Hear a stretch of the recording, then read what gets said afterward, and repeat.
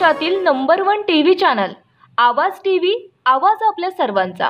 अंगारकी संकष्ट चतुर्थी निमित्त गणपती बाप्पाच्या दर्शनासाठी भाविकांची सिद्धेश्वर गणपती मंदिरात गर्दी।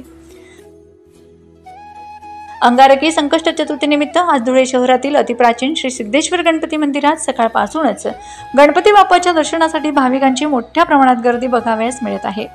जागृत देवस्थान असलेल्या सिद्धेश्वर गणेश मंदिरातील मूर्तीवर आकर्षक दुर्गा व लाल फुलांची सजावट करण्यात आली होती। अंगारकी संकष्टी चतुर्थीच्या निमित्ताने सकाळपासूनच भाविक या ठिकाणी दर्शनासाठी गर्दी करत असून 1926 या इंग्रज काळी मंदिराची स्थापना झालेली असून या ठिकाणी भाविकांची मोठी श्रद्धा असल्यामुळे दूरदूरून या ठिकाणी भाविक दर्शनासाठी येत असतात। पहाटेपासूनच मंदिरामध्ये अभिषेक व अथर्वशीर्ष पठण सुरू असून स्वयंभू असलेल्या गणपती बाप्पाच्या मंदिरात मनोकामना पूर्ण होत असल्याची भाविकांची भावना असल्यामुळे भाविक या ठिकाणी आपली मनोकामना पूर्ण करण्यासाठी दर्शनासाठी येतात। मंदिराच्या बाहेर नारळ, फुले, दुर्वा विक्रेत्यांनी दुकाने थाटली होती। दिवसभर भाविकांची दर्शनासाठी गर्दी होती। गणपती बाप्पाला प्रत्येक जण खूप मानतो। मंगळवारचा दिवस हा गणपती बाप्पाला समर्पित आहे।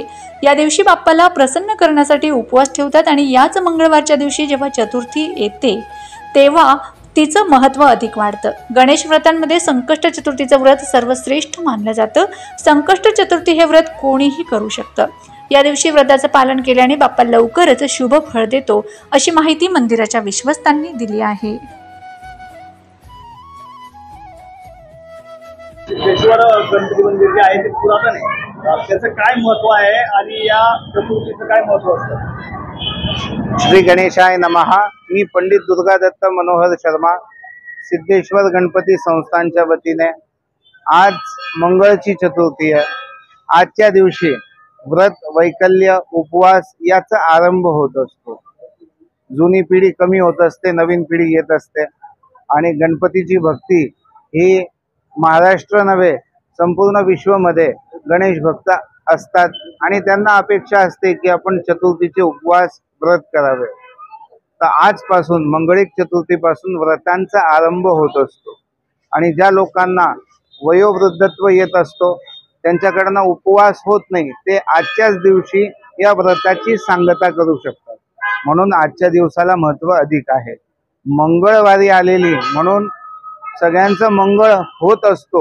या निमित्ताने आजच्या दिवशी या चतुर्थीचा आरंभ होत असतो उपवासासाठी।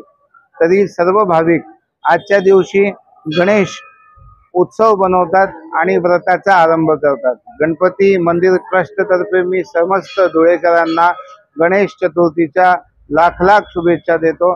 जय श्री गणेश।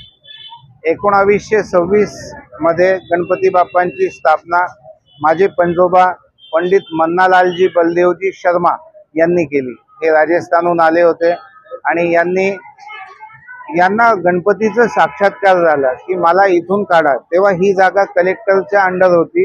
नाशिक डिव्हिजनचे जे ब्रिटिश कलेक्टर होते त्यांनी सांगितलं आम्ही या गोष्टींना मानत नाही। काळांतराने त्यांनी परवानगी दिली आणि 20 फुटाचं जमिनीमध्ये जाऊन त्यांनी इथे गणपतीचं मूर्तीचं प्रागट्य झालं, त्या देवाची स्थापना केली आणि तेव्हापासून गणेश भक्तांचं इथं स्वयंभू असल्याने नेहमी येणं जाणं दर्शनासाठी चालू असतं। काळांतराने गर्दी वाढत जाते, लोकांच्या मनोकामना पूर्ण होत जात आहे आणि जितक्या लोकांची मनोकामना पूर्ण होत असते ते श्रद्धेने नेहमी इथं नतमस्तक व्हायला येतात, अशी ही गणपतीची किमया।